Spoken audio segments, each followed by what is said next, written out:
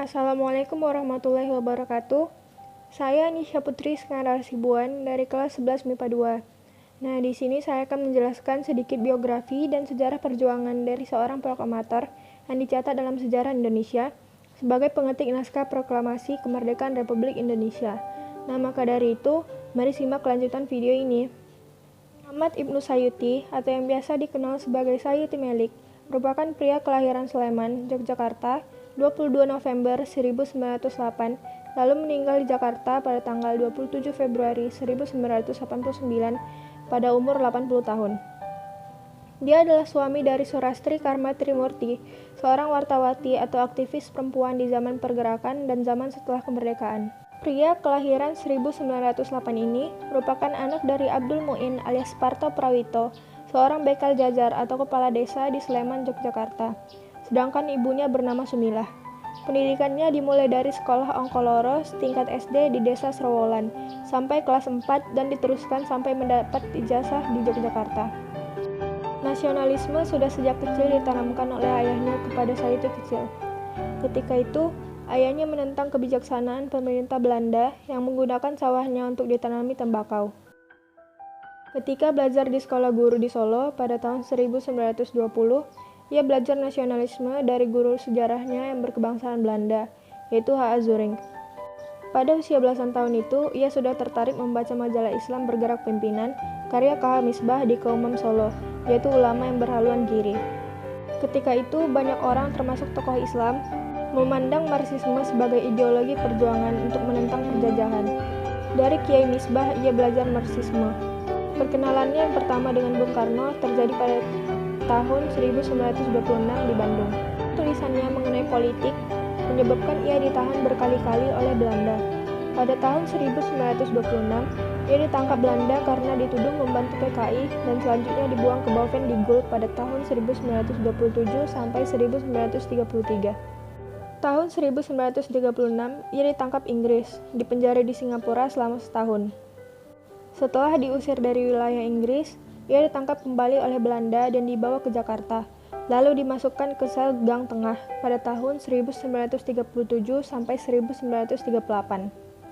Sepulangnya dari pembuangan, Sayuti berjumpa dengan Surastri Karma Trimurti dan terlibat dalam berbagai kegiatan pergerakan secara bersama. Dan pada akhirnya, di tanggal 19 Juli 1938, mereka pun menikah. Pada tahun itu juga, mereka mendirikan koran Pesat di Semarang yang terbit 3 kali seminggu dengan tiras 2.000 per eks lampar. Karena penghasilannya masih kecil, pasangan suami istri itu terpaksa melakukan berbagai pekerjaan.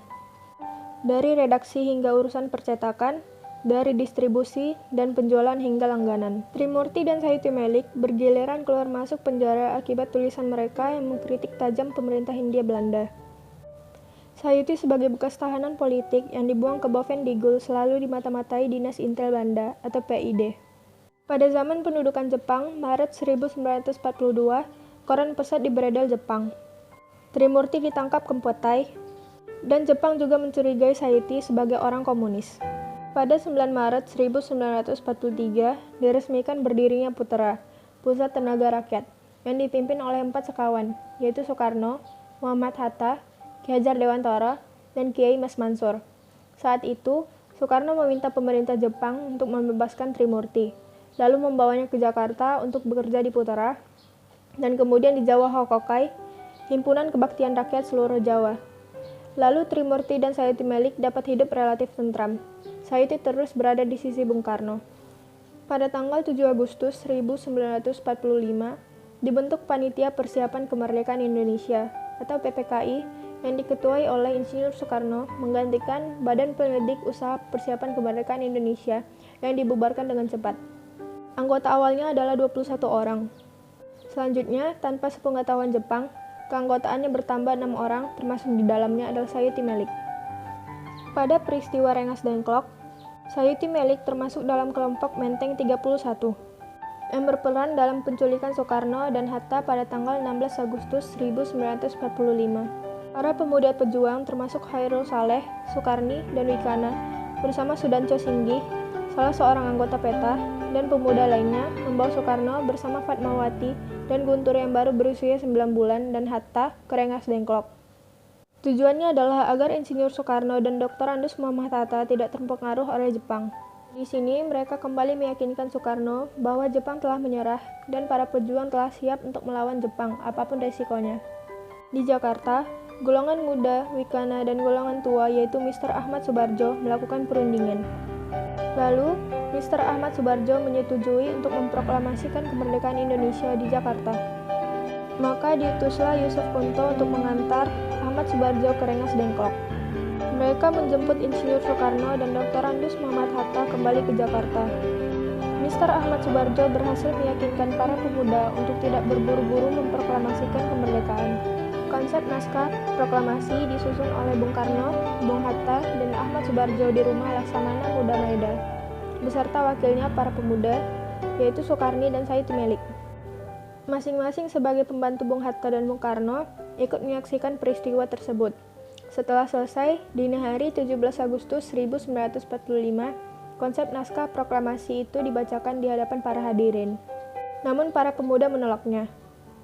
Naskah proklamasi itu dianggap seperti dibuat oleh Jepang. Dalam suasana tegang itu, Sayuti memberi gagasan, yakni agar teks proklamasi ditandatangani oleh Bung Karno dan Bung Hatta saja, dan atas nama bangsa Indonesia. Usulnya pun diterima, dan Bung Karno pun segera memerintahkan Sayuti untuk mengetiknya.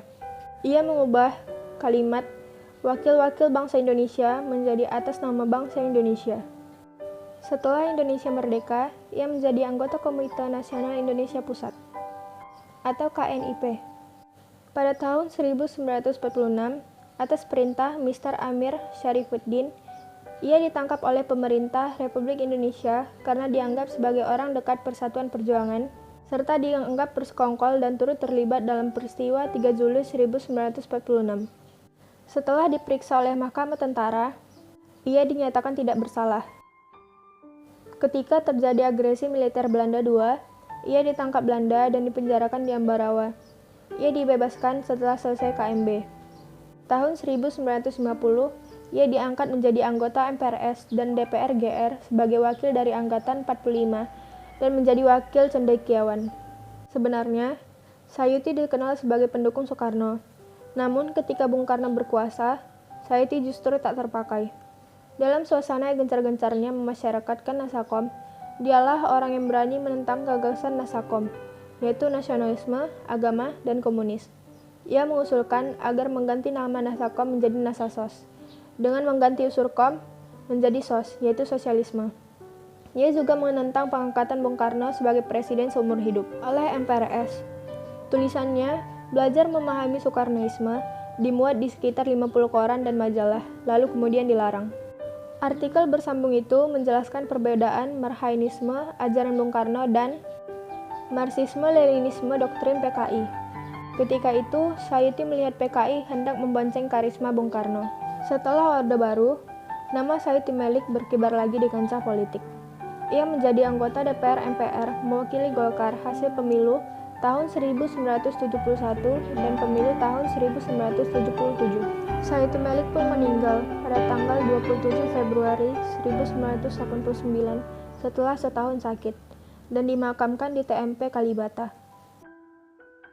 Sayuti Melik menerima penghargaan Bintang Mahaputra tingkat 5 tahun 1961 dari Presiden Soekarno dan Bintang Mahaputra Adi Pradana II dari Presiden Soeharto pada tahun 1973. Sayuti Melik merupakan salah satu tokoh yang berjasa dalam peristiwa memproklamasikan kemerdekaan yang berdampak pada Indonesia sampai sekarang ini. Terima kasih kepada Bapak Insinyur Soekarno, Dr. Andes Muhammad Hatta, dan Sayuti Melik beserta rekan-rekan lainnya yang sudah memproklamasikan kemerdekaan.